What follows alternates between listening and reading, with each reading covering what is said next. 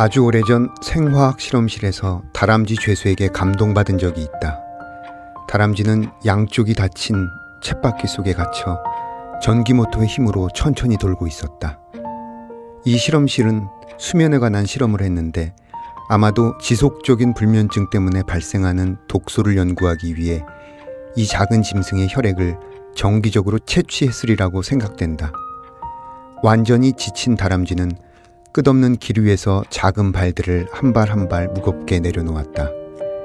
갤리선에서 노를 젓는 죄수들과 관계 수로용 물을 퍼내기 위해 우리 안에서 수많은 날을 걸어야 했던 중국의 다른 도용수들이 떠올랐다. 실험실 안에는 사람이 없었다. 내가 전기모터 스위치를 내리자 우리가 멈추었고 다람쥐는 순식간에 잠들었다. 그러니 수면과 불면에 대해 아직 알려진 것이 거의 없다면 내 탓인지도 모르겠다. 프리모 레비의 고통에 반대하며에서 읽어드렸습니다. 프리모 레비는 실험실에서 잠들지 못한 채 노동하듯 쳇바퀴를 움직여야 하는 다람쥐를 바라보다가 끝내 스위치를 끕니다. 수면과 불안증의 관계를 밝히는 실험을 위해서라면 해서는 안 되는 행동이겠죠. 그러나 한 생명을 위해서 프리모 레비는 스위치를 껐고 다람쥐는 그제야 잠들 수 있었습니다. 이 짧은 일화를 읽으며 원대한 명분이나 실용적인 목표 없이 그저 눈앞의 작은 생명을 살게 해주는 것.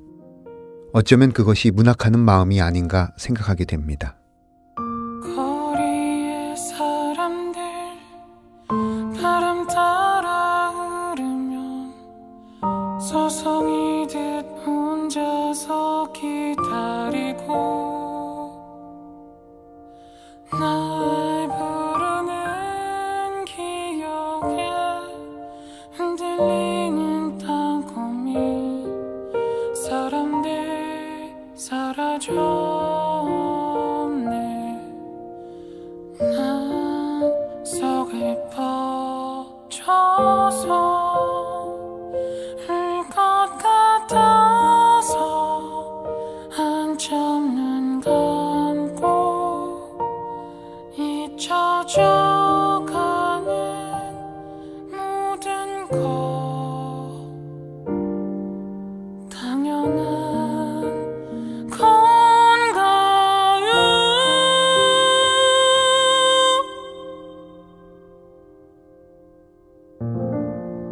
문학 라디오 헤이수의 문장의 소리. 안녕하세요. 저는 진행을 맡은 헤이수입니다. 오늘 문장의 소리 작가의 방에는 아주 특별한 분을 모셨는데요. 제가 개인적으로 굉장히 좋아하는 선배님이십니다. 이만교 소설가님 여기 함께 하셨습니다. 안녕하세요. 반갑습니다. 네, 저는 10,000명을 가르쳐야지만 그런데 성이 이시여서 20,000명을 가르쳐야지만 이번 생의 의무를 다하게 되는 이만교입니다. 아, 이만교, 가르칠 교자를 쓰시는 이만교 소설가님은요. 1992년 문예중앙에 시로 등단하셨고 1998년 문학동네에 단편소설을 발표하며 또 소설로 등단하셨습니다. 소설집 나쁜 여자 착한 남자, 그리고 그 장편소설 결혼은 미친 짓이다, 먹고 내 집에 놀러 올래, 아이들은 웃음을 참지 못한다 등이 있습니다. 이번에 66명의 한기씨, 참으로 오랜만에 많은 분들이 기다려왔을 새 소설을 가지고 나오셨어요. 네 번째 장편소설 66명의 한기씨, 출간 뒤 근황 궁금합니다. 예, 저도 제가 이렇게 오랜만에 책을 낸 줄을 몰랐어요. 출판사가 보니까 뭐 16년 만이라고 되니까. 그게 사실은 출간 연도를 해서 곧 이후에도 중단편을 조금 발표했었고 최근에도 중단편을 발표했었고 그렇죠. 또 중간에 이제 연재도 하시고 예, 글쓰기 관련 책을 냈기 때문에 저는 똑같이 글을 쓰는 거라고 이제 생각이 들었는데 이 소설로만 딱 잘라서 하니까 무려 16년 만이더라고요. 그리고 어쨌든 이제 독자랑 만나는 건 책을 통해서 만나는 건데 당일날 그 문학동네 출판사 가서 이제 책을 받아오고 사인을 해서 이제 동료 작가들이나 선배님들한테도 보내고 하는데 굉장히 기분이 좋더라고요. 이렇게까지 내가 덤덤할 거라고 생각을 했거든요. 몇 년마다 이렇게 책을 내왔으니까. 그런데 이상하게 되게 기분이 좋더라고요. 아주 좋았어요. 이 책의 그 작가 후기를 보니까 이번 글은 하려고 했던 말이 아니라 나도 모르게 하게 된 말, 하지 않을 수 없는 말이다 이렇게 표현하셨어요. 감회가 좀 남다를 것 같아요. 예, 뭐 이 책은 이제 사실은 용산 참사 이야기를 기본 줄거리로 해서 저의 이제 개인적인 상상력을 조금 더 집어넣은 건데 제가 이 이야기를 저도 쓸 줄 몰랐거든요. 그 용산 참사 이후 여러 그 정부 쪽의 대처가 미흡하고 해서 유가족들이 이제 많이 고생하는 가운데 네. 젊은 작가 육구 회의라고 하는 모임을 통해서 작가들이 그 모임에서 이제 좀 유가족들에게 조금 힘을 보태고자 하는 그런 모임이 있었어요. 그래서 네. 저도 거기서 한두 달을 이렇게 활동을 했었는데 그때 뭐 젊은 작가들 거의 다 참여했기 때문에 네, 맞습니다. 저보다도 다른 작가들이 사회적인 목소리를 잘 대변할 수 있을 거라고 생각했고 그래서 기억이 나요. 많은 그 좋은 작가들하고 같이 이렇게 술을 마시면서 이거 써라. 네. 너가 써야 된다. 막 이러면서 내가 쓸 줄은 생각도 못하고 그 후배 작가나 아니면 다른 작가들한테 네가 반드시 써야 된다. 이러고서 이제 저는 빠져나왔었는데 예. 아, 제가 이렇게 완성을 해서 또 이거 내게 될 줄은 저도 몰라서 예, 상당히 좀 감회가 새롭습니다. 예. 예, 말씀하신 대로 이 소설은 그 2009년 용산 참사 관련된 어떤 기사, 뉴스, 영상물, 인터뷰를 바탕으로 구성된 그러나 상상력으로 인물이 구체화된 엄연한 소설이라고 할 수 있겠죠. 그 용산 참사라는 어떤 사회적 비극에 관심을 갖게 되고 또 이것을 또 소설화하게 되기까지 많은 생각들이 있었을 것 같아요. 예, 야, 방금 말씀드렸듯이 제가 그렇게 막 사회적인 참여도가 이렇게 높은 작가도 아니고 네. 저는 저 자신을 이렇게 평가할 때 굉장히 개인주의적인 성향의 자유로운 이런 그 개인의 어떤 일상적 삶을 바탕으로 소설을 재구성하는 스타일이었기 때문에 네. 제가 이제 이걸 쓸 줄이라고는 생각을 못했죠. 그랬는데 우연한 기회에 이제 이 사건을 접했을 때 뭐 국민 모두가 황당했잖아요. 그렇죠. 서울 한복판에서 무슨 연기가 올라가더니 네. 6명, 7명 이렇게 이제 사망을 했으니까. 그래서 그때 저희 그 글쓰기 공작소라고 하는 모임이 그쪽에 용산에서 있어서 네. 그냥 장례식장에 가서 조율을 하고 이걸로 내가 일반 시민으로서 할 건 이제 다 했다라고 생각을 했는데 뒤에 아무런 해결이 안 되고 하니까 또 젊은 작가들이 모여 있길래 그럼 또 나도 같이 해야겠다라고 해서 이제 그렇게 했어요. 근데 그때 사실은 그 이상님 할아버지라고 하는 이제 그 희생자 분 중에 한 할아버지인데 네. 70살 정도 되신 그분 삶을 이렇게 이제 들여다보게 됐는데 뭐 평소에 술 담배도 안 하시고 아침 일찍 일어나서 가게 앞을 청소하시고 새벽 기도를 다니시고 새벽 기도 갔다 오면 자전거를 한 바퀴 타면서 동네 사람들과 인사를 나누시고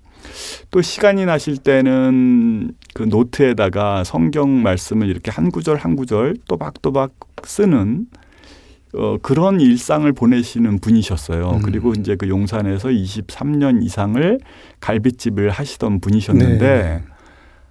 이분의 이야기에 자꾸 제가 이제 마음이 가더라고요. 왜냐하면 저도 기독교 집안에서 자랐고 저희 아버님도 술 담배를 안 하시고 말하자면 뭐 법 없이 사시는 분들인데 왜 이런 분들이 이렇게 희생을 당했을까? 그래서 이제 그 무렵에 저희가 그 콘서트를 했을 때 이상님 할아버지께라고 하는 이제 시를 써서 이렇게 낭송을 했는데 제가 써놓고 제가 막 눈물이 나는 거예요, 자꾸. 그래서 이렇게 오버하지 말고 하면서 제대로 한번 써보자. 예, 낭송을 했는데 그리고 또 잊었어요, 사실은. 잊었는데 어느 날 이제 그 아드님이 그 대책위 위원장이셨거든요. 네. 그래서 이제 감옥에 한 4년 계시다가 나와서 똑같은 이름의 레아 호프를 만들어서 그 숙대 입구 근처에서 운영을 하고 계시더라고요, 가게를. 그래서 그러면 가서 얼굴이라도 좀 뵈야겠다. 그 이상님 할아버지를 자꾸 기억이 나서 가서 이제 인사를 나눴죠. 그리고 참 이렇게 할아버지 생각이 자꾸 나고 또 여러 가지 안타깝고 했는데 이렇게 또 가게를 운영하신다 그래서 구경 삼아서 왔다 했는데 뭐 곧바로 다시 이제 예전 이야기가 나오는 거예요. 그리고 이제 그때까지 누군가 좀 소설을 썼으면 좋겠는데 이게 없다라고 하시는데 그러면 내가 조금 조사를 해서 기록으로라도 남길 수 있지 않을까 하고 이제 그분이랑 예, 이제 인터뷰를 하기 시작했죠. 그러면서 사실은 이제 제가 이렇게 의도한 게 아니라 저도 모르게 한 발 한 발 그렇죠. 예, 빨려 들어가는 상황이 됐어요. 예. 말씀을 듣다 보니까 이걸 의도해서 쓴 게 아니라 사실은 진짜 빨려 들어가듯이 한 걸음 한 걸음 본인도 모르게 다가가게 돼서 하지 않을 수 없는 이야기가 어떤 맥락인지 충분히 이해가 갑니다. 66명의 한기 씨. 제목이 독특합니다. 제목이 의미하는 바는 무엇인지요? 예, 그게 이제 사실은 이걸 썼는데 제가 처음에 이제 인터뷰도 시간이 많이 걸리는 거예요. 기존의 인터뷰 자료들이 많이 있긴 한데 그래도 또 저도 다시 인터뷰를 해야 되잖아요. 그래서 이제 주요하신 분들을 찾아가서 인터뷰를 하는데 한 번 인터뷰하려면 3-4시간은 확보를 해야 되고 그리고 이제 그분들과 제가 이제 지방에 있는 대학에 있으니까 시간을 맞춰야 되고 그러다 보니까 시간이 굉장히 걸리더라고요. 네. 그래서 어쨌든 이제 그것을 쭉 인터뷰를 하고 이제 겨울방학에 제가 이제 이 글을 쓰기 시작했어요. 그분들의 인터뷰를 바탕으로. 그런데 겨울방학 동안 쓰는데 이분들이 계속해서 억울한 일을 그 철거 내내 당하니까 네. 그걸 바탕으로 글을 쓰니까 이제 속에서 속상한 마음과 억울한 마음이 제가 이제 감정이입을 해야 되니까 장면마다 네. 그게 막 올라오는 거예요. 안에서. 그래서 그 무렵에 뭐 제가 이제 그 고향집에서 했는데 형이 오거나 뭐 누가 친척이 오거나 그러면 대화의 내용하고 상관없이 저도 모르게 용산 참사 얘기를 하는 거예요. 말이 되냐고 그러면서. 그래서 아니 오랜만에 만난 친척들이 맥락 없이 저 사람이 저랑 1시간, 2시간 얘기하는데 제가 1시간, 2시간 내내 그 얘기를 하는 거예요. 그래서 심지어 제가 마음으로 다음번에는 절대 이렇게 대화를 끌고 가면 안 된다라고 하는데도 이미 이제 제가 여기에 완전히 감정이입이 돼버리니까 너무 속상하니까 자꾸 이 얘기가 올라올 정도로 지금 그렇게 이제 사실은 제 안에 사실은 억울함, 슬픔, 분노 이런 게 막 쌓이더라고요. 빙의 상태죠. 네, 그 이제 장면을 그대로 다시 만들어야 되니까 그게 정말 감정이입이 안 될 수가 없더라고요. 그래서 사실은 원고지 1000매 약간 남짓한 분량으로 이제 글을 썼어요. 거기까지가 이제 인터뷰 시작하고 나서 거의 1년 이상이 걸렸는데 그렇게 쓰고 나서 제 이제 아는 소설가한테 한번 읽혀봤더니 그 소설가가 선배님 이렇게 쓰시면 안 되죠. 처음부터 끝까지 당했다는 얘기만 쓰시는데 이러면 누가 이걸 읽겠어요. 라면서 그래 그렇지? 그러면서 사실은 저는 그걸 비판적 거리를 확보를 못했던 거예요. 그렇죠. 네, 그리고 이게 워낙 큰 사건이고 사실은 다양한 성격을 가진 분석이 필요한 사건이고 하다 보니까 내 역량으로는 안 되는 거구나. 라고 해서 사실 또 그로부터 또 한 1년을 묻어놨어요. 묻어놓고 저는 그냥 뭐 개인적으로 다른 글을 쓰고 이러면서. 근데 이제 계속 뭐 잠잘 때나 이렇게 여행을 가거나 하면 이 생각이 나는 거죠. 마치 꿈속에 묻어놓은 것 같은 것이어서 자꾸 생각나는 거예요. 그걸 어떻게 해야 되나. 이게 사실 또 개인의 상상력으로 쓴 원고면 묻으면 그만인데 그렇죠. 그분들한테는 내가 쓰고 있다라고 얘기를 해놨는데 이게 자꾸 떠오르는 거예요. 어떤 책무감 같은 것들. 예, 그런 것들과 뒤섞여서 이거를 그냥 묻어놓을 수도 없고 그렇다고 뭐 대충 만들 수도 없고 그러다가 이제 어느 날 사실 당시 동영상을 보면 어떤 한 분이 이렇게 실종됐다라는 오해가 있었어요. 그래서 그런 소문도 돌고. 그래서 그 인물, 그 미스테리한 인물을 가지고 한번 써볼까? 특히 이제 어려웠던 게 이게 저희들은 그냥 짤막한 신문 기사나 이런 거로 이야기할 때는 철거민 하고 뭐 용역하고 딱딱 구분이 되잖아요. 뭐 정치 얘기할 때도 진보, 보수 이렇게 딱딱 구분이 되지만 실제로 한 개인을 만나보면 그렇게 딱 범주화되는 건 아니거든요. 그 안에 다양한 차이들이 있거든요. 그래서 이거를 다 살리면서 이 전체 용산 참사를 독자들에게 보여줄 수 있는 방식이 뭘까를 생각하다가 이제 이렇게 66명의 한기 씨라는 인물들 그래서 개별자들로 가지고 있는 개인적인 여러 편차들도 있으면서 전체 서사가 어떻게 진행됐는가 이거를 좀 말할 수 있는 그런 적절한 이제 방식으로 이 이만기라는 인물이 만들어졌던 것 같아요. 그렇죠. 그래서 이 소설의 구성은 그 신문 기자 이만기가 그 한기 씨 주변 인물 66명을 인터뷰한 내용 그 자체인 거죠. 그래서 이제 66명의 인터뷰이들은 모두 한기 씨의 일부를 아는 사람들이라고 해야 할까요? 예. 그래서 뭐 스치듯 만난 사람, 예. 일단 가까운 사람, 가족이었던 사람, 연인, 친구도 있고요. 어떤 모자이크 또 퀼트 이 소설의 내용을 담기에 이 형식이 가장 적합하다고 생각해서 선택한 구성이라고 보는데 예. 기존의 소설 문법에 익숙한 독자들에게는 좀 낯설 수도 있을 것 같아요. 이 부분에 대해서 좀 얘기를 좀 들려주세요. 예. 저도 이 방식을 처음엔 전혀 생각 못한 거죠. 그렇게 아까 말씀드린 대로 이런저런 이제 좀 방황을 하고 모색을 하다가 얼결에 나온 방식이에요. 그리고 지금으로서는 이게 제일 적합하다라는 거죠. 근데 분명히 여기에 있는 어떤 부분들은 거의 용산 참사 사실 그대로를 인용하고 있거든요. 네. 왜냐하면 용산 참사 유가족들이 철거민에 대한 소설들은 여러 편이 있어요. 네. 철거민 일반에 대한 소설들은. 그런데 자신들 이야기가 좀 나왔으면 좋겠다라는 바람이 있었어요. 그래서 그러면 그거는 이제 르뽀나 팩트가 되는데 르뽀나 팩트만으로는 사실은 또 독자들이 함께 읽기에는 좀 소설적 구성이 있어야지만 더 흥미진진하게 읽을 수가 있기 그렇죠. 때문에 네. 말하자면 팩트와 픽션의 경계를 가야 되거든요. 이 글은. 네. 그래서 이제 팩트와 픽션의 경계를 가다 보니까 이 용산 참사에서 정말로 겪었던 정말 억울한 것들을 제가 과장하면 안 되잖아요. 그거는 또 이상한 거죠. 예.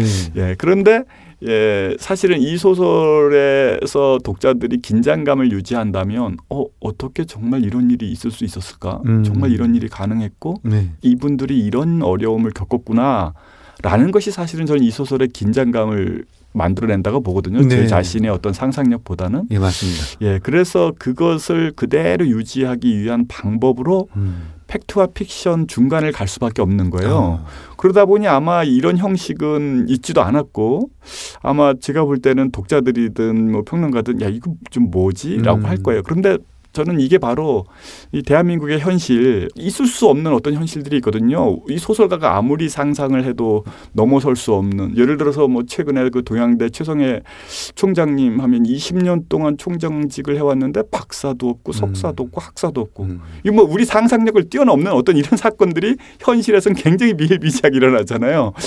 이런 너무나 터무니없는 사건과 작가의 상상력, 그 경계를 그대로 가려다 보면 이렇게 픽션과 팩션 중간을 달릴 수밖에 없고, 그러다 보니까 이런 인터뷰 양식, 그래서 정말 이런 이제 66명의 인터뷰를 한 것이나 그 사람들 목소리를 직접적으로 담은 건 아닌데 네. 또 그 속에는 분명히 그분들이 인터뷰했던 단어나 문장이나 이런 것들이 들어있거든요. 그래서 이제 그 경계를 가느라 네. 이제 이런 형식이 나왔던 것 같아요. 예, 아주 멋진 선택. 아까 말씀하신 시행착오를 거치면서 이 얘기를 잘 담아낼 수 있는 가장 멋진 구성 방식을 선택했다는 판단이 들었어요. 예, 뭐 더 좋은 선택도 있을 수 있겠는데 아무튼 저로서는 최선을 다해서. 예. 지금 말씀하신 걸 들어보니까 이런 구성 방식이 어떤 절박함 끝에 어쩔 수 없이 선택되어진 그 무엇이구나라는 인상이 듭니다. 소설의 중심에 있는 한기 씨, 원래 대학생이었잖아요. 예. 그래서 뭐 알바를 계기로 용산에 국수집을 열게 되는데 장사가 꽤 잘 되기도 하고요. 용산 재개발로 세입자와 개발업체가 갈등할 때는 또 용역들에게 피해를 당하는 입장. 근데 함께 연대하고 저항하는 세입자들 사이에서는 또 끈앞풀로 몰린 적도 있고요. 결국 막루에서 떨어진 뒤 사라집니다. 임한기라는 인물 굉장히 궁금해지는 대목이고, 이러한 용산 참사를 임한기라는 인물을 중심에 두고 소설을 풀어낸 이유가 좀 약간 궁금해지는 대목이에요. 그다음에 임한기 심장이 뛰고 안 뛰고 이 묘사가 굉장히 자주 나오는데 이 부분 또 설명을 좀 부탁드리겠습니다. 예, 제가 이제 한서대학교 미디어문예 창작학과에 교수로 이렇게 있다 보니까 이제 젊은 학생들을 가르치잖아요. 그러면서 이제 사실은 교수로서 이렇게 자의식 같은 게 생겨요. 뭐냐면 취업은 어렵고 아주 높은 등록금을 내고, 그러니까 늘 좀 미안한 마음이 있어요. 이 학생들한테. 그러다 보니까 제가 이렇게 단편 소설에서도 이 많은 등록금을 빚지고 사회에 나가서 고생하는 젊은이들 이야기를 한두 편 쓴 적이 있어요. 그래서 이제 여기서도 이 인물의 어떤 태생, 출신, 왜 이 인물이 이 용산 참사 한가운데로 빨려 들어가는가를 설정할 때 이제 어쩔 수 없이 제 제자들에 대한 저의 걱정. 얘네들이 이렇게 비싼 등록금 내고 취업은 안 되고 사회에 나가면 또 급하게 돈이 필요하다 보면 엉뚱한 짓을 하지 않을까. 하다못해 피라미드를 하지 않을까. 네. 용역 알바를 하지 않을까. 이런 것. 그렇다면 그거는 우리가 그렇게 만들어 놓은 거 아니겠는가라는 생각이 들면서 사실 이 부분을 어떻게 좀 글로 좀 풀어볼까 이런 이제 생각들이 계속 있었거든요. 그러다 보니까 이 임한기라는 인물의 이제 태생을 그렇게 잡았고요. 또 하나는 이제 현대 사회가 굉장히 복잡하다 보니까 내가 하는 생각만 사실은 믿을 수 없을 뿐만 아니라 그렇죠. 예. 내가 느끼는 감정조차도 사실은 가짜일 때가 되게 많아요. 그렇죠. 뭐 가령 날씨가 아주 좋아서 오늘은 너무 공기가 좋고 가을 날씨다라고 하는데 미세먼지 앱을 딱 틀면 미세먼지는 위험, 나가지 마시 이럴 때가 있거든요. 그 전에 스모그는 내 눈에 다 보였는데 미세먼지는 안 보이는 거예요. 네.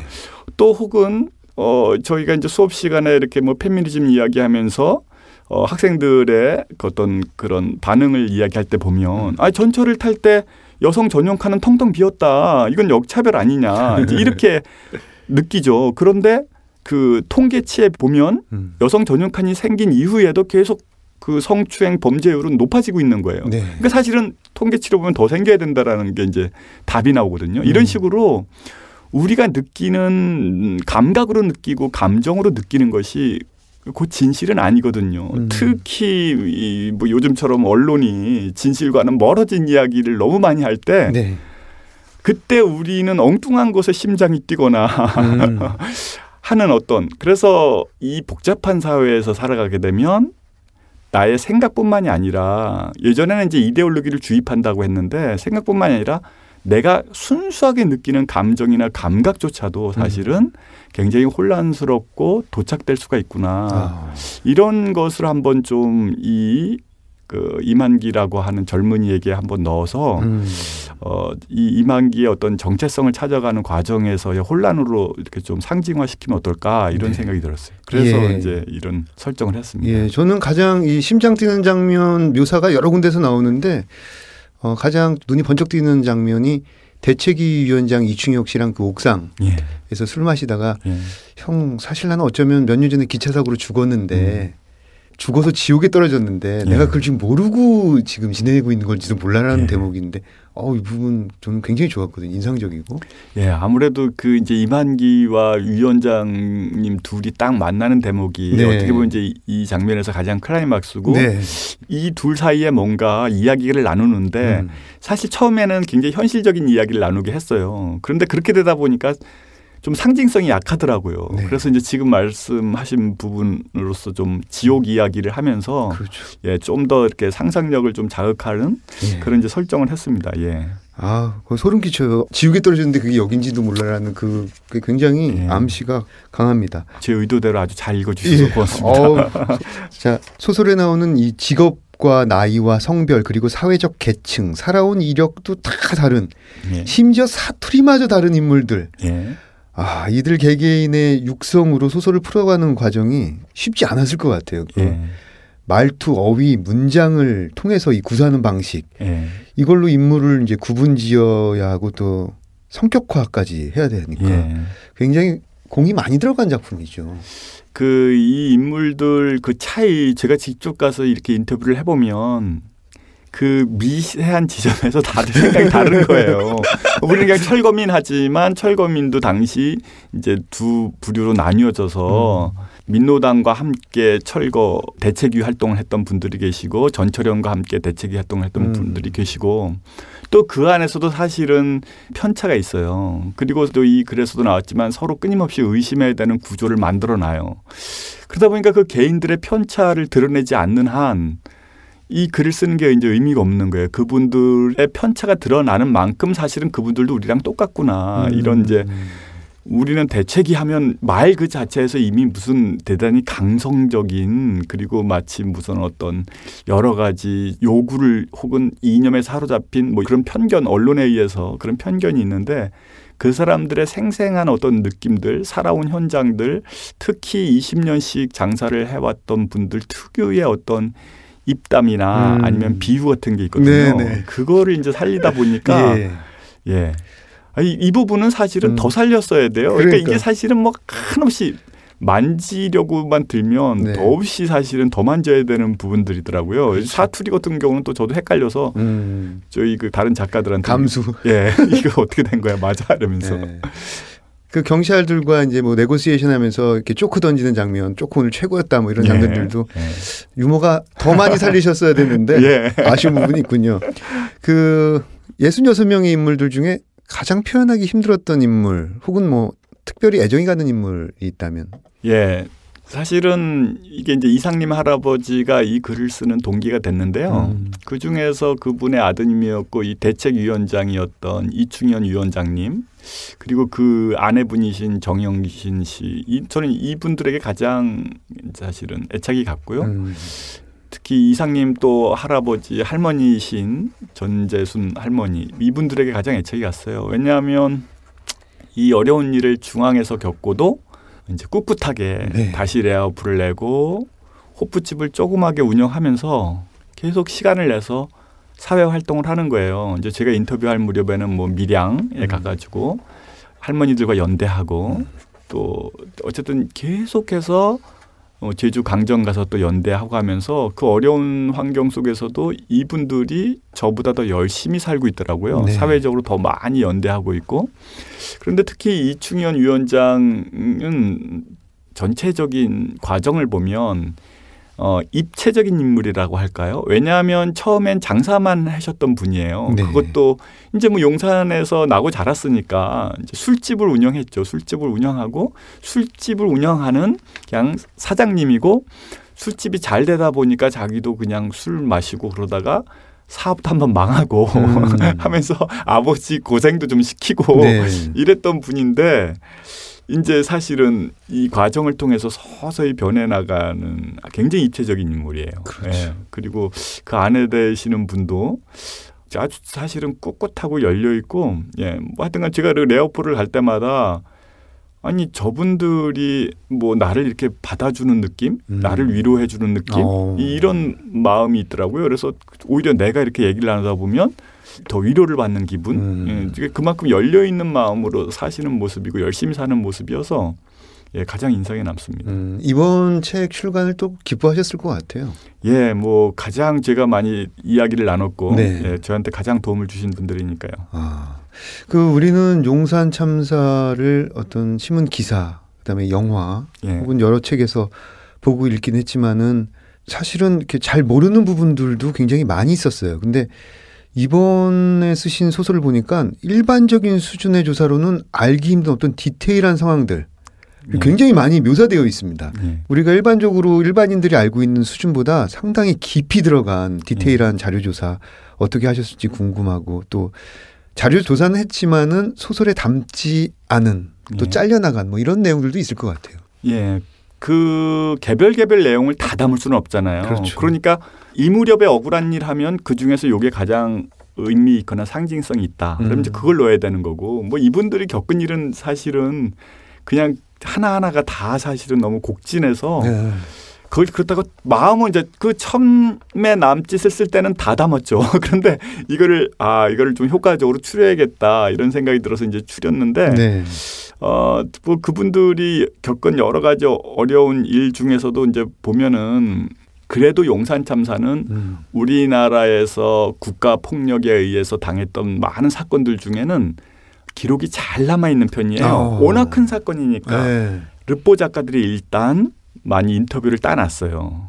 그래서 이제 기록이 많이 남아 있고 두 번째로는 이분들한테 가서 무슨 어려운 일 그동안에 겪었던 일 좀 말씀해 주세요. 그러면 의외로 굉장히 선선하게 말씀하시고 왜냐하면 이미 이게 이제 공적인 어떤 의미가 됐으니까 보통 어떤 사람이 어려운 일을 겪을 때 어려운 일을 겪으셨죠? 그거 저한테 얘기해 주세요. 제가 소설로 써볼게요 하면 굉장히 그 프라이버시도 있고 아직 사적 담론에 머물기 때문에 말을 잘 안 꺼내시는 거죠. 그게 인터뷰의 기본적인 어떤 반응일 텐데 이분들은 이미 르포 작가들하고 한번 이야기를 나눴고 그리고 이 이야기가 어떻게든 사실 그대로 더 널리 전파되기를 바라니까 그냥 말씀을 잘 해주시더라고요. 그래서 다행히 이제 자료들은 뭐 많이 있었습니다. 그래서 그런 자료들 뭐 다큐 형태의 영화만으로도 한 4-5편이 이미 나왔고 네. 막 하니까 이제 그런 자료들 또 그다음에는 진상조사위 같은 데서도 이제 책자한권을 냈고 왔기 때문에 자료들은 이제 굉장히 많이 나왔어요. 그것들을 가지고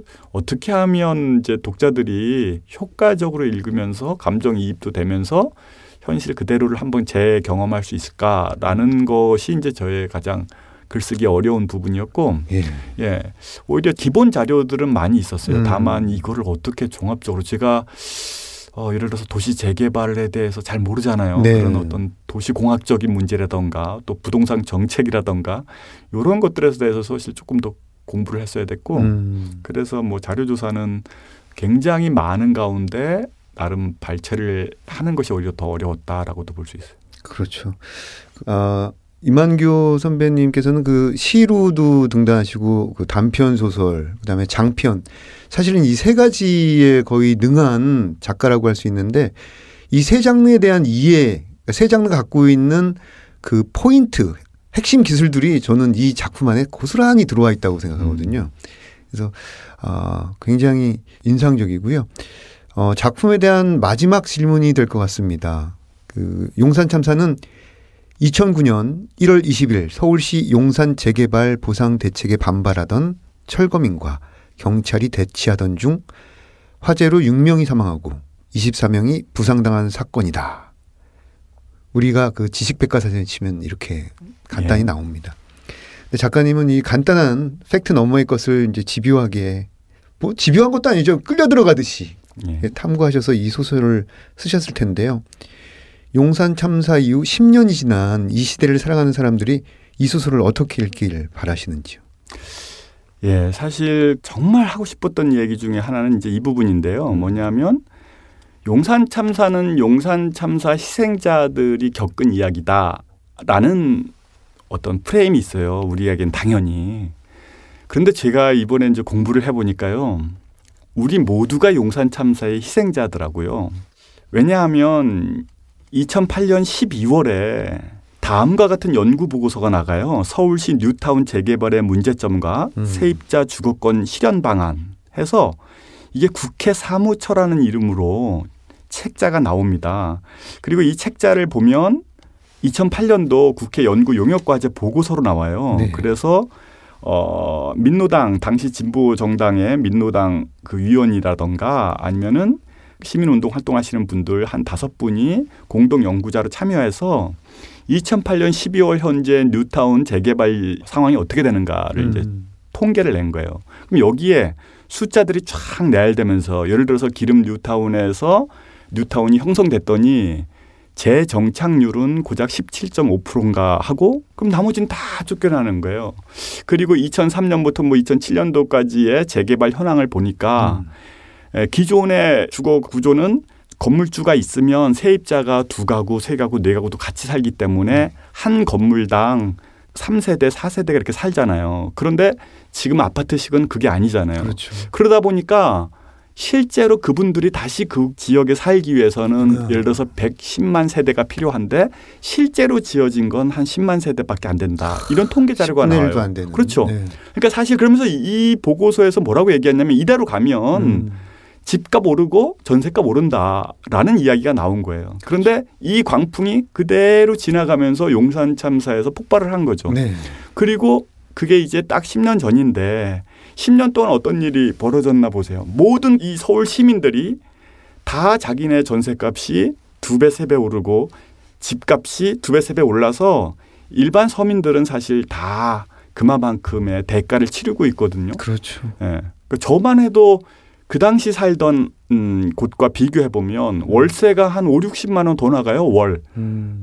실제로는 한 이제 같은 아파트에 제가 살고 있는 건 아니니까 비교가 약간 애매하긴 한데 그 아파트의 지금 시세를 봤더니 한 뭐 전세값으로는 한 3억이 더 올랐고 실제 이제 월세값으로는 6, 70만 원이 들어가야 되는 거죠. 그러니까 지금 사실은 서울 시민들 전체가 네. 그런 비용을 지불하고 있는 거예요. 그래서 이게 정책이 잘못됐을 때 당장 눈앞에 있는 분들이 피해를 보지만 네. 사실은 우리 모두가 같이 피해를 보는 거거든요. 그래서 이런 생각이 들더라고요. 그때 좋다. 용산 참사까지는 일어났다고 치자. 근데 용산 참사라는 저 끔찍한 현실이 일어났을 때 언론과 시민들이 이게 왜 일어난 것인가를 진지하게라도 한번 탐구해 봤다면 그 뒤에 일반 시민들이 이런 열악한 조건에서 다시 생활하게 되는 악순환은 없지 않았겠는가.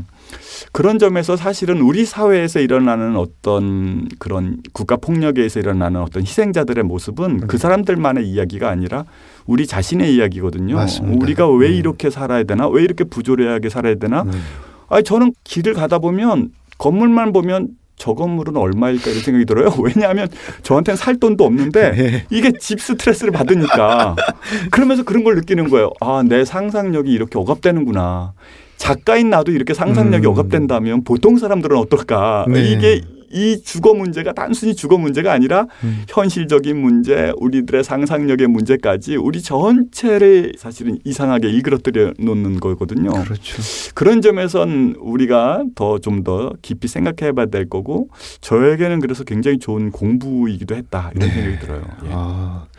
아니 이 작품을 통해서 이 작품이라는 어떤 작은 글쎄요 렌즈 이걸 통해서 상당히 많은 것들을 보신 것 같아요. 예, 그 점은 앞으로도 그래서 이런 공부를 좀 해볼까 하더라고요. 왜냐하면 사실 이런 마음도 있었거든요. 제가 이제 대학 교수로 있으니까 보통 교수님들은 하나의 테마를 정해서 논문도 써야 되니까 뭐 예를 들어서 1930년대 소설 작법에 대해서 연구 논문도 써야 되고 하니까 이제 그런 공부를 하는데. 제가 그 무렵에 그런 생각을 했어요. 야, 그런 걸 하지 말고 나는 그래도 작가인데 현실을 공부하자. 현실에서 가장 큰 문제 하나를 공부하면 내가 어떤 사회의 모순이나 사회의 아픔 깊이 들어갈 수 있는 좋은 살아있는 공부가 되지 않겠는가. 네네. 그래서 사실 이제 또 이 테마를 정하기도 한 거거든요. 그래서 말하자면 그냥 그 현학적인 텍스트 위주의 공부가 아니라 현실과 좀 부딪힐 수 있는 저에게는 더없이 좋은 공부였던 것 같아요. 네. 아까 그 용산 참사 관련 분들과 원하든 원하지 않든 발걸음이 그쪽으로 끌려 들어간 경우를 말씀해 주셨는데 요즘은 이렇게 발걸음이 어디를 이렇게 딛고 계신지요? 차기작에 대한 질문이라고 할까요? 예, 이 사회적인 문제와 좀 관련해서 이게 좋은 게 제가 제 일상만 가지고 상상력을 발동시키려고 하면 상상력이 좁아지더라고요. 그렇죠. 매일 학생들과 만나고 그게 일주일 단위로 반복하는데 저의 어떤 사회적 경험이라는 게 굉장히 축소되더라고요. 그래서 지금은 이제 좀 이주 노동자, 네. 예, 특히 이제 중국 조선족, 탈북민 해서 좀 이 동북아시아의 어떤 전체적인 흐름을 통해서 우리는 뭔가, 우리 남한 사람들인 우리는 뭔가, 우리가 정말 발전했는가, 어떤 점에서 발전했고 그들에게는 우리가 어떻게 보이는가 이런 것들을 좀 보고 있거든요. 그래서 그렇죠. 이제 개인적으로도 이렇게 어디 해외 관광지를 가는 게 아니라 중국 조선족들이 살고 있는 마을을 이제 간다던가 그런 젊은이들을 인터뷰하고 있는데 네. 뭐 저한테는 그게 또 큰 공부더라고요. 기대가 됩니다. 사실 뭐 동북아시아의 문제를 뭐 동북아로 나가서 할 수도 있지만 우리 안에 그 문제들이 또 있거든요. 그렇죠. 네. 예. 그럼 이쯤에서 다음 코너로 넘어가 보겠습니다. 이번 코너는 내가 가장 사랑하는 문장들, 어떤 문장들을 가져오셨을지 이만규 작가님의 목소리로 들어보겠습니다. 제가 준비한 텍스트는 보르헤스의 단편 소설 기억의 천재 푸네스입니다. 우리는 한 번 쳐다보고서 탁자 위에 놓여있는 3개의 유리컵을 지각한다. 그러나 푸네스는 포도나무에 달려있는 모든 잎사귀들과 가지들과 포도알 수를 지각한다.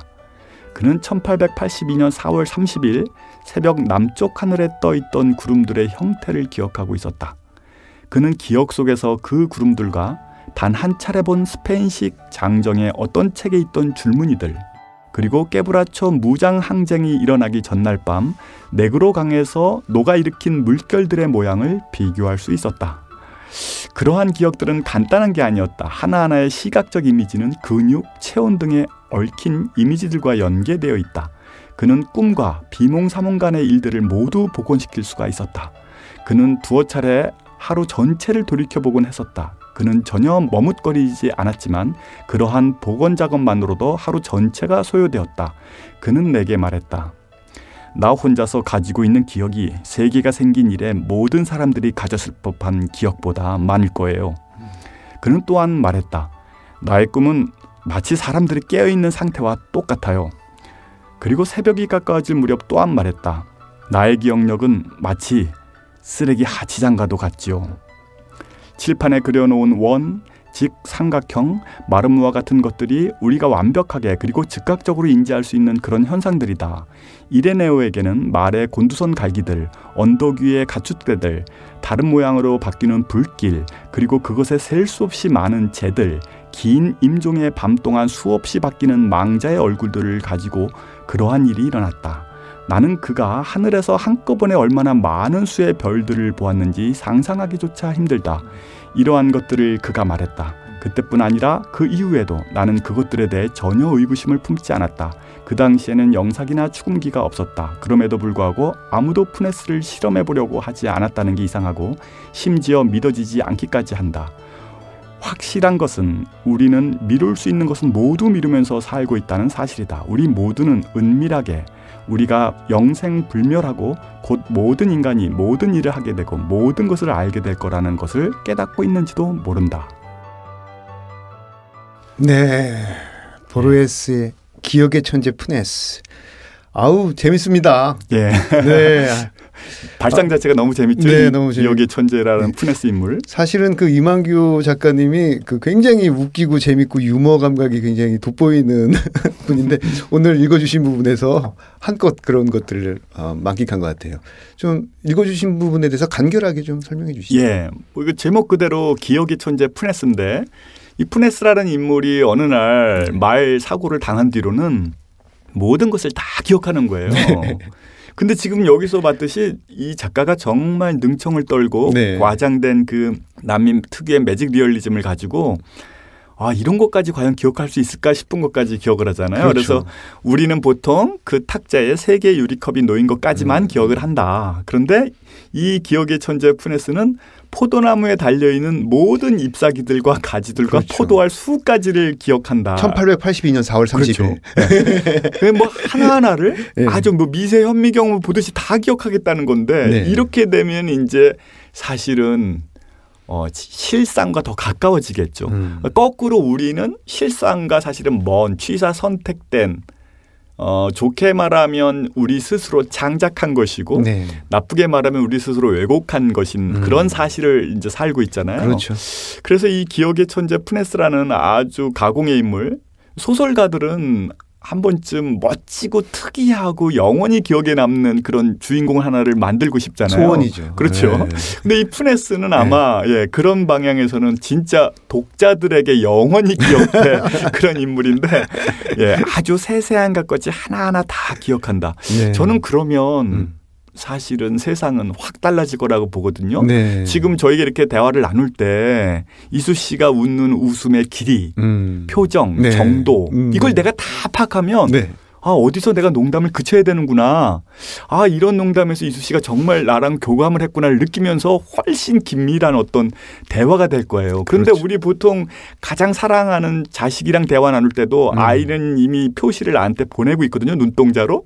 그런데도 나는 계속 잔소리를 하는 거죠. 뭐 이런 식의 사실은 우리의 인지 능력이 인간의 인지 능력이 굉장히 한계가 있기 때문에 사실은 엉터리로 엉성하게 거칠게 살고 있거든요. 우리가. 그렇죠. 그래서 아무튼 이 소설을 읽어보면 이 기억의 천재 푸네스라고 하는 우리보다 엄청 뛰어난 인지구조. 사실 이거 외계인이거든요. 이런 외계인이 본다면 우리는 너무 이게 사실은 엉성하고 엉터리인 거예요. 그렇죠.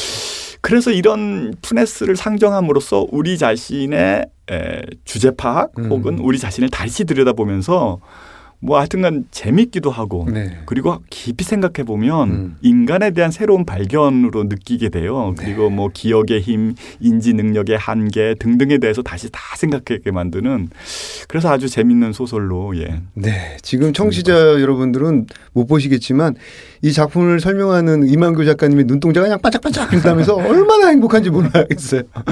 네, 이번에는 사운드 앤 스토리 시간인데요. 어떤 소리를 들고 오셨는지 함께 들어보겠습니다.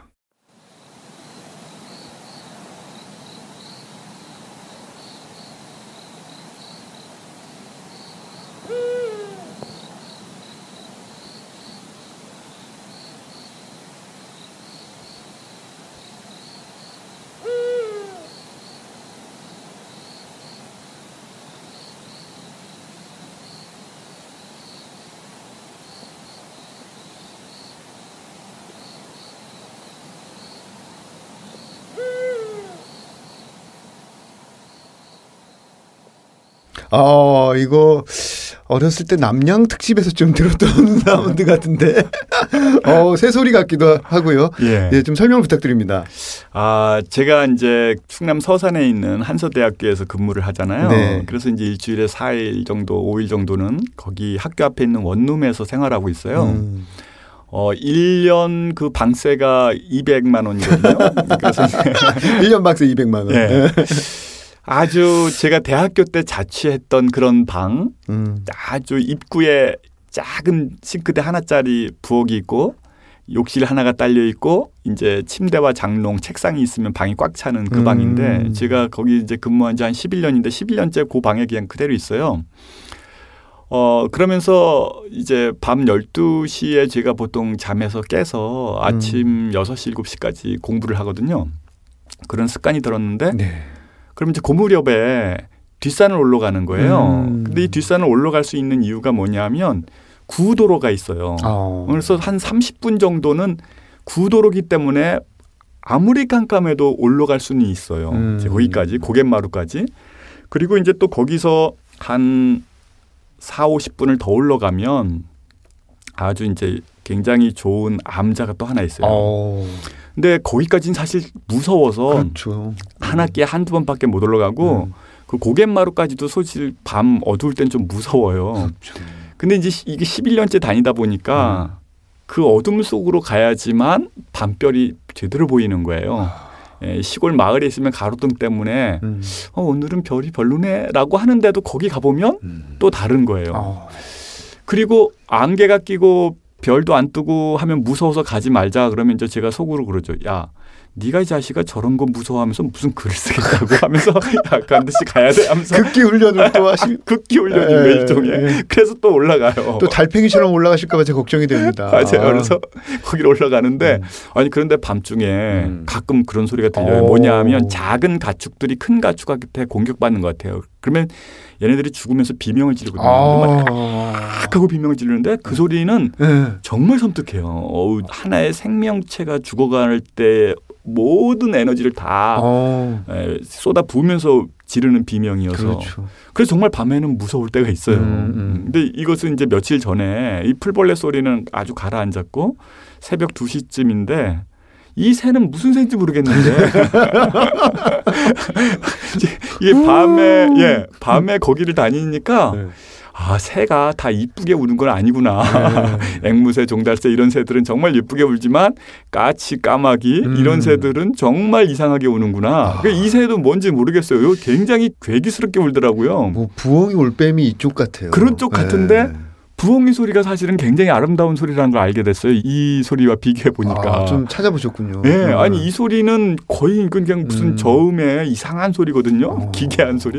근데 어쨌든 나름 살아있다고 우는 소리인데, 그래서 제가 그 시골에서 생활하면서 이제 낮에는 학생들 수업할 때 학생들이 제가 이제 강의를 잘 하게 되면 자기들도 모르게 이렇게 반짝이는 눈빛 같은 게 있거든요. 그렇죠. 네. 그때가 제일 제가 에너지를 많이 받는 때고. 그렇죠. 그리고 이제 한밤중에 가서 이렇게 별을 보면 다 잊게 돼요. 제 삶의 모든 것에 대해서. 여기가 내 원래 고향이구나. 나는 여기 이 별로부터 온 거지. 138억 년 전에 이 우주가 만들어지면서 거기 어디서부터 온 건데 라고 하면서 뭐 그 벽암록에도 있잖아요. 부모 미생전, 부모가 생기기 전에는 넌 어디서 왔니? 이런 게 있거든요.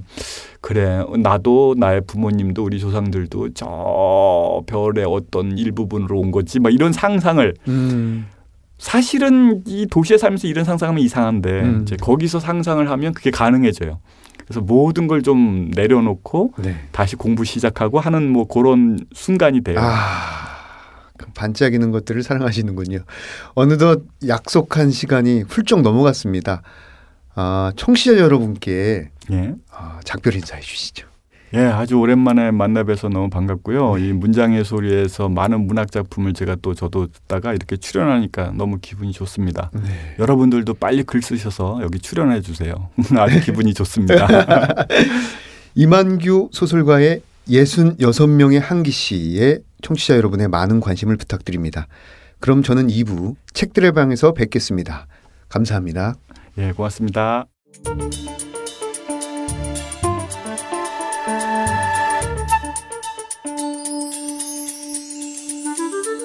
문장의 소리 2부 책들의 방. 2부 코너에서는 책과 관련된 다양한 직업군을 초청해서 다양한 이야기를 나눠볼 텐데요. 오늘은 독립문예 잡지 모티프의 유수연님, 6월 오후의 우유 지은아님을 모셨습니다. 안녕하세요. 안녕하세요. 저는 가만히가 되고 싶었지만 실패한 사람 지은아입니다. 네, 안녕하세요. 저는 멋진 과거가 되고 싶은 유수연입니다. 네, 가만히가 되고 싶었으나 실패했다. 무슨 뜻일까요? 제 목표 중에 하나가 남들에게 잘 묻어가자가 있는데 아무래도 제가 일을 좀 잘하다 보니까 그게 좀 어렵더라고요. 이야, 가만히가 되시지 못했군요. 일을 잘하시다 보니까. 네. 그다음에 멋진 과거가 되고 싶은 유수연님, 좀 설명을 부탁드릴까요? 제가 아무리 생각해봐도 멋진 미래는 상상이 안 가서 만들 거라면 과거라도 열심히 만들자라고 생각해서 멋진 과거가 되고 싶습니다. 네, 감사합니다. 아시는 분들도 있고 모르시는 분들도 있을 것 같아요. 모티프 독립문예 잡지, 그다음에 6월 오후의 우유, 유후라고 하죠. 예, 좀 소개를 부탁드립니다. 유선님부터. 네, 모티프는 저희 슬로건이 비주얼 문예지 모티프라고 저희 설명을 하고 있는데요. 기존의 문예지보다 좀 더 비주얼적인 면을 강조했다고 생각하시면 편할 것 같아요. 네, 작가님들이 자신의 작품의 화보에 직접 모델로서 나타나고 또 작품을 어떤 패션 모델과 함께 협업해서 스토리텔링 작업을 또 하고 그래서 보시는 분들께서 이게 패션 잡지인가? 이게 뭐지? 하고 읽으시다가 이거 문예지구나 하고 깨달으실 수 있는 그런 잡지라고 생각하시면 편하실 것 같아요. 굉장히 그 눈이 즐거운 잡지라고 할 수 있겠네요. 지은아님, 유후 소개해 주시죠. 팀 유후는 공동 시집을 만드는 팀이에요. 그래서 유후에서 발간한 시집으로는 6월 오후의 우유와 아무 해도 끼치지 않는이 있고요.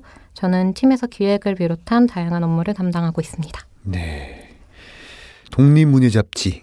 그 많은 이들이 만들고 싶어 할 것 같아요. 문예 잡지.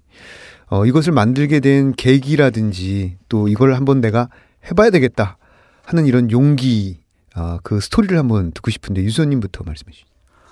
저는 고등학교 때부터 문학 잡지를 참 좋아했거든요. 어릴 때부터 문학동네라던가 문학과 사회, 또 창비 이런 문예지를 잘 읽으면서 살아왔는데 제 나이가 이제 이쯤 됐을 때 한 25세 저희가 창간을 했거든요. 그때까지도 문예지는 변하는 게 없어 보이는 거예요. 그래서 이런 문예지 한번 만들어보면 좋겠다 이런 생각. 왜냐하면 근처에 어떤 미용실이나 이런 데 갔을 때 보글을 열어봤는데 작가들이 가끔 나오더라고요. 뭐 아레나라든가 이런 패션 잡지. 왜 이 작가들을 이런 패션 잡지에 뺏겨야 되지? 문예지에서도 이렇게 조명할 수 있지 않을까? 하면서 한번 만들어보자. 작가들도 멋있고 작가들에 대한 이미지도 한번 개선해보자 하는 생각으로 만들었던 것 같아요. 저도 아레나에 출연한 적이 있지만 문예지에서는 확실히 옛날 그 심각한 사진들을 좀 많이 실는 경향이 있죠. 요즘엔 많이 변하고 있습니다. 그 다음에 지은아님 말씀해 주시죠. 이게 시를 좀 오래 쓰다 보니까 아무래도 그런 욕망이 자연히 따라왔던 것 같아요. 이 좋은 시 왜 우리만 봐야 하지? 근데 이제 사실 지면을 얻기 좀 힘든 구조 속에서 어떻게 하면 이걸 많은 사람에게 보여줄 수 있을까? 해서 저희 팀이 출발을 했던 것 같고요. 그래서 이제 우리의 시를 보여주자 해서 공동시집이라는 형태로 만들게 됐던 것 같아요. 네. 책들의 방 코너에서는 직접 자신의 연대기를 소개해 주셔야 하는데요. 먼저 유수연님의 나의 연대기 들어보겠습니다. 나의 연대기.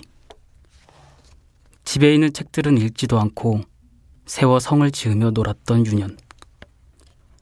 책 표지의 그림만을 보고 이 책은 이런 내용일 거야 짐작하고 상상하는 게 더 재밌었던 나.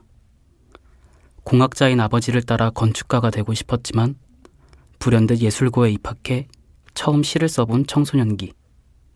100일장을 다니는 게, 상을 타고 축하받는 게 좋아 계속 썼던 시. 이제는 봐주는 이도 없고 오로지 내가 쓰고 오로지 나만 읽지만 그래도 홀로 좋은 시. 그것이 끈기 없기로 소문난 내가 10년째 계속 쓰고 있는 힘. 내 이후에게 변한 미래를 제시하고 싶어 멋진 과거를 만들고 싶은 우리. 매일 닳고 있지만 언젠간 우리를 닮고 싶은 이들이 있을 거라 버텨보는 오늘. 이따금 빛나게 되는 순간들이 있어 아직까지 살아가고 있는 나. 네, 시 같은 연대기라고 할 수 있겠네요. 지은아님 어떻게 들으셨습니까? 너무 멋있는데요. 그 예술고등학교에서 이제 시를 쓰셨군요. 네, 안양예술고등학교 문창과에 처음 입학해서 시를 배웠던 것 같아요. 어릴 때는 제가 책이랑 가깝다고 생각한 적도 없고 시나 소설을 써볼 거라는 상상을 해본 적이 없었거든요. 네. 그 지나고 나니까 그 고등학교 시절을 회상한 경우가 있는데 본인 개인적으로 그 시절을 어떻게 정의하고 계세요? 그때를 돌아보면 정말 시를 너무 좋아했구나. 그때는 그저 어떤 입시다 또는 어떤 백일장이다 그런 생각으로 시를 썼다고 생각했는데 돌아보면 모든 고등학생들이 열심히 공부한 건 아니잖아요. 그렇죠. 그런데 뒤돌아보면 정말 내가 시를 많이 사랑했구나. 어느 날 밤에 쓴 시를 보면서 잠들기도 하고 그것 때문에 지각하기도 하고 그랬던 것들이 지금 나를 만든 것 같다 이런 생각을 했어요. 지금 말씀을 듣다 보니까 고등학교 때 그 문예지를 많이 보셨다고 그랬잖아요. 네네. 근데 고등학교 때 진짜 그런 문예지를 보는 사람들은 우리나라의 몇 % 안 될 것 같아요. 그렇죠. 그래서 요즘 더 신기했던 게 저는 그렇게 그냥 글만 있던 문예지도 좋았거든요. 네네. 그래서 저는 모티프를 만든 이유가 더 저희 모티프를 읽고 문예지에 관심이 많아져서 사람들이 지금 그때 읽었던 그 문예지들 뭐 문학가사의 문학동네 이런 것들에 대해서 또 흥미를 느끼셨으면 좋겠어요. 그 아마 지금 문학을 공부하는 고등학생들도 이 모티프를 통해서 네. 그걸 딛고서 또 전문 문예지로 또 건너갈 수 있을 것 같아요. 네, 그게 더 그런 게 저희 판매되는 그 수치가 나오거든요. 10대층이나 20대층이 말했을 때 오히려 10대, 20대층이 더 많고 또 설문조사를 했을 때 10대들이 처음 읽었던 문예지가 모티프라고 말하시는 분들도 계셨어요. 또 문학을 하게 되는 모티프가 되는. 그게 또 어떤 용기를 얻게 되고 기분 좋더라고요. 좋습니다. 그럼 이번에는 지은아님의 나의 연대기 들어보겠습니다. 나의 연대기. 문창초등학교를 졸업할 때까지만 해도 제가 문창과에 진학하게 될 줄은 꿈에도 몰랐습니다. 모른다고 했는데 사실은 조금은 알고 있었어요. 저는 일기 쓰기를 좋아하는 초등학생이었거든요. 일기 쓰기를 좋아하던 초등학생은 글쓰기를 좋아하는 어른으로 자랐습니다. 대학에서 문예창작을 전공하며 시도 쓰고 소설도 썼지만 여전히 제일 잘 쓰는 건 일기인 것 같기도 하고 그래요. 팀 유에서 발간한 6월 오후의 우유를 통해 작품 활동을 시작했습니다. 대학을 졸업한 지 얼마 안 됐고 현재는 이런저런 아르바이트를 하며 팀 유의 멤버로 활동하고 있어요. 읽다가 쓰다가 만들기도 하면서 그렇게 살아가고 있습니다. 네.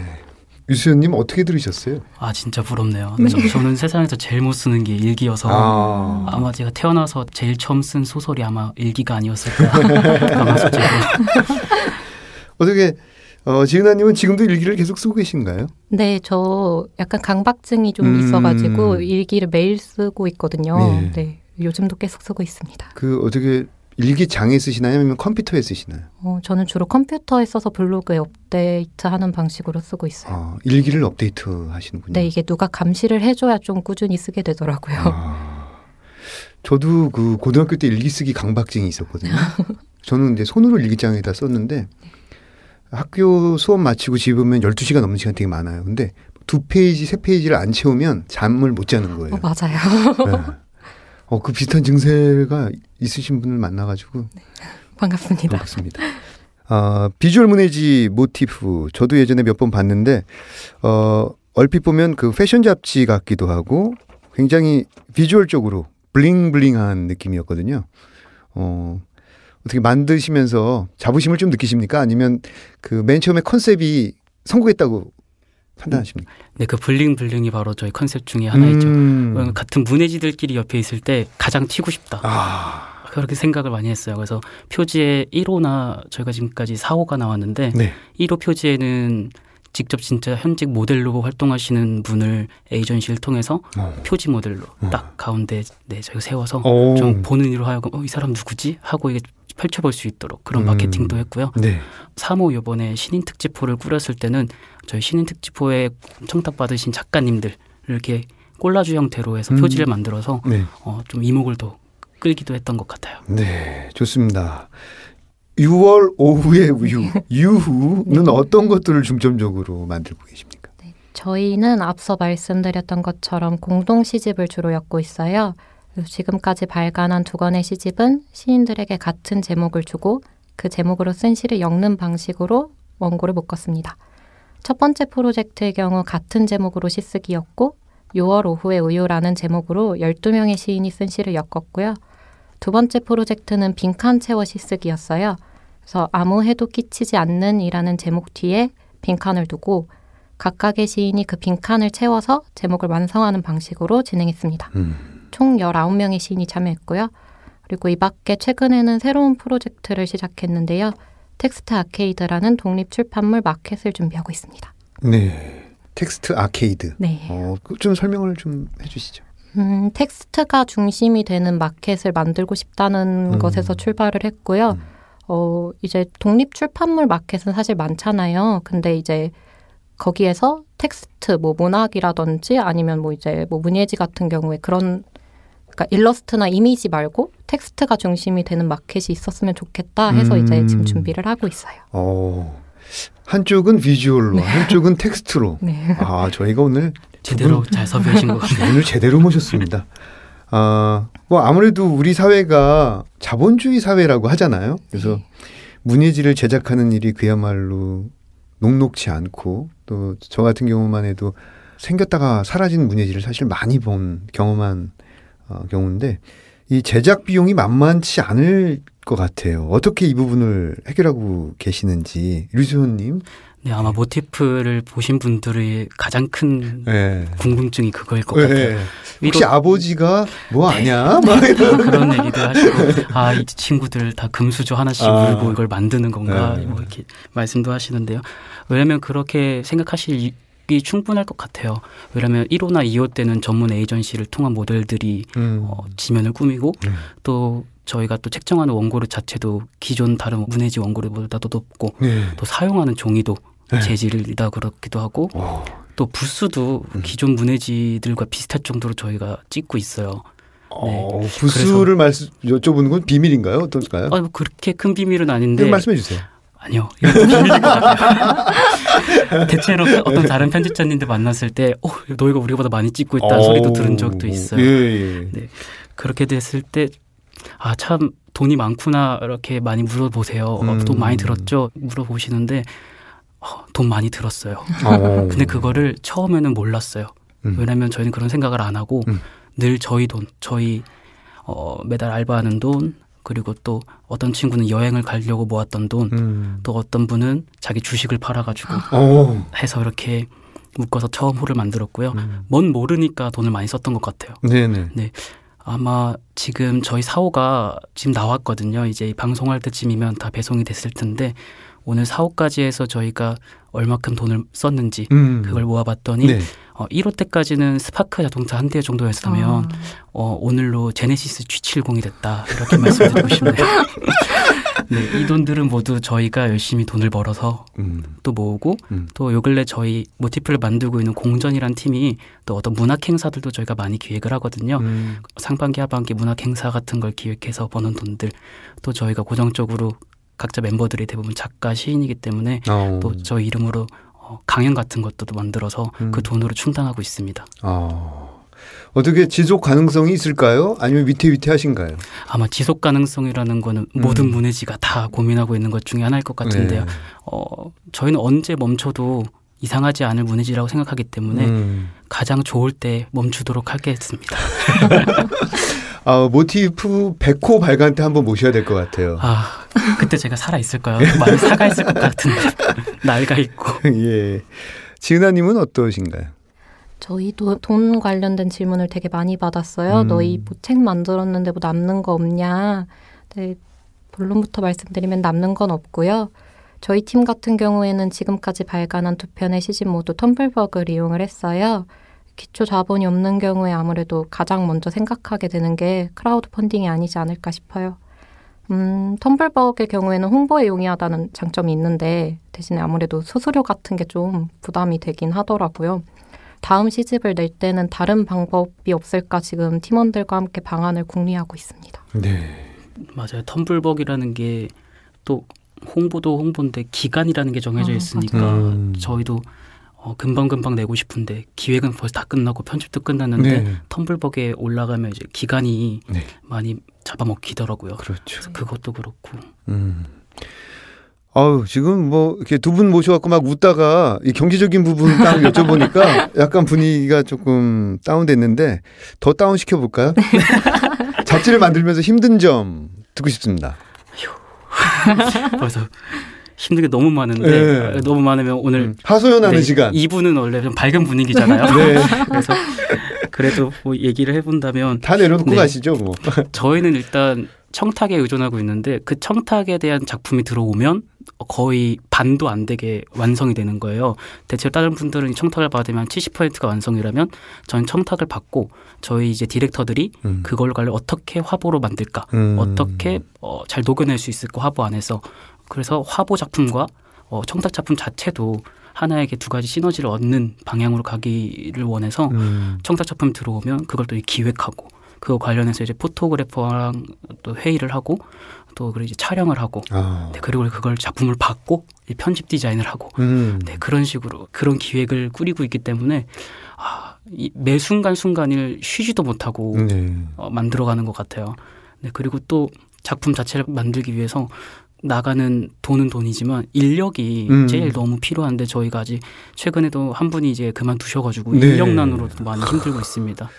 그러면 혹시 그 발론티어라고 해야 되나요? 네네. 말씀하시죠. 네. 많은 분들이 도와주시긴 하는데 선뜻 멤버가 되어서 네. 같이 하실까요라고 선뜻 이렇게 질문을 못하는 이유가 네. 저희도 저희를 지금 견디기가 힘든데 과연 이곳에 같이 들어와서 하실 수 있을까 이렇게 얘기하기 좀 죄송스러워서 말을 못하고 있습니다. 네.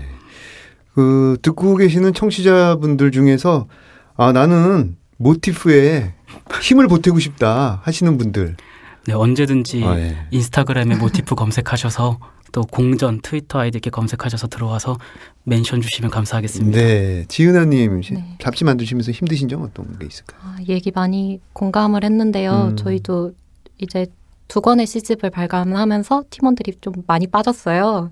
이게 아무래도 이제 저희 팀원들 같은 경우에는 책을 만드는 일은 부업이고 이제 다들 생업이 있거든요. 이게 유후에서 진행하는 프로젝트만으로는 먹고 살 수가 없으니까. 네. 그래서 이제 저희끼리 농담으로 갈아 만든 배라는 얘기를 많이 하거든요. 그래서 사람을 갈아서 만든다 해가지고 그래서 어떻게 하면 이 일을 통해서 돈이 될 수 있을까 하는 생각을 좀 많이 하는 것 같아요. 그 밖에 또 이게 힘들지 않은 점이 없어서 꼽기가 어렵고요.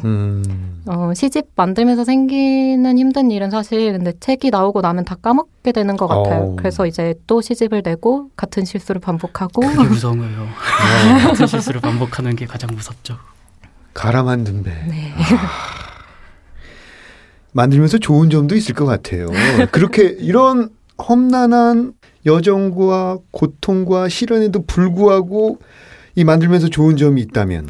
네. 방금 말씀해 주신 것처럼 그렇게 힘들게 했는데 막상 이제 그 물건을 딱 받아보면 그때가 참 가장 행복한 것 같아요. 샘플로는 못 느끼는 그 완성본의 그 촉감이 있거든요. 그리고 그걸 이제 배송을 딱 하고 그날 뭐 회식을 하다 보면 갑자기 애들이 또 정신이 나갔는지 다음 호도 할 수 있을 것 같다는 힘을 느끼나 봐요. 그렇게 지금까지 달려온 것 같고요.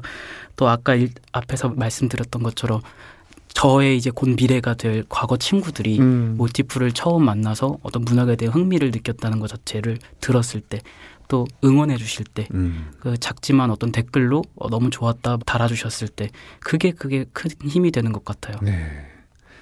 지금 좋은 점을 얘기하는데 지금 계속 듣다 보니까 왠지 가슴이 찡해지는 그런 게 있어요. 지은아님 말씀해 주시죠. 좋은 점이 있다면 뿌듯함과 성취감. 이게 시를 쓸 때는 내가 잘하고 있는지 좀 끊임없이 의심하게 될 때가 많은데 책 만들기의 경우는 좀 더 명확하게 느낄 수 있는 것 같아요. 잘하고 있다는 말을 믿을 수 있게 되기도 하고요. 그래서 책 만들고 나서 되게 오랜만에 연락해오는 사람들이 많았어요. 네. 최근에도 초등학교 동창한테 4년 만에 연락을 받았는데 그 다른 친구들 SNS를 통해서 제가 책을 만들었다는 사실을 알게 됐다고 하더라고요. 그러면서 이제 멋진 길을 잘 가고 있는 것 같아 라는 말을 해줬는데 그게 참 기억에 남아요. 네. 사실 이게 좋자고 하는 일이라서 시집 좋다는 말 들었을 때 제일 좋아요. 그럼요. 참 시집 좋다, 잘 만들었다 이 말에 자신의 젊음을 바치는 이런 사람들 우리나라에 있어요. 이 젊은 세대 중에 굉장히 I'm so proud of you guys. 감사합니다. 어느덧 약속된 시간이 다 됐는데요. 올해 꼭 바라는 것이 있다면 어떤 것이 있을까요, 유서님? 저는 아직 이제 녹음하고 있는 게 이제 10월에 거의 마지막이잖아요. 네. 그러면 이제 내년까지 한 2개월 남았는데 아직 늦지 않았으니 시인, 편집자, 출판사 직원이 아닌 유수연으로 올 한 해를 마지막으로 보냈으면 좋겠다. 작년부터 저희가 이제 2주년이 되는데 2주년 동안 한 번이라도 여행을 가본 적이 없어요. 근데 이게 1년에 2번밖에 안 나오는데도 그 2번의 시간이 다 모티프에 잡아먹히더라고요. 그래서 이번에는 늦지 않았으니 마지막으로 유수연으로 살았으면 좋겠다. 이렇게 말하고 싶습니다. 휴식이 필요해. 네, 저희 이번 주제도 타임오프. 휴식에 대해서 타임오프. 마지막 또 홍보 한번 더 하겠습니다. 좋습니다. 타임오프. 자, 지은아님은요? 저는 팀 유후의 멤버로 올해를 마무리하게 될 것 같은데요. 준비 중인 마켓 텍스트 아케이드 무사히 끝났으면 좋겠다. 이걸 끝내면 올해를 잘 보낼 수 있을 것 같네요. 네. 어느덧 마칠 시간이 됐습니다. 못다한 이야기들은 다음에 한 번 더 모셔서 듣도록 하겠습니다. 지금까지 헤이수였고요. 다음에 찾아뵙겠습니다. 감사합니다. 감사합니다.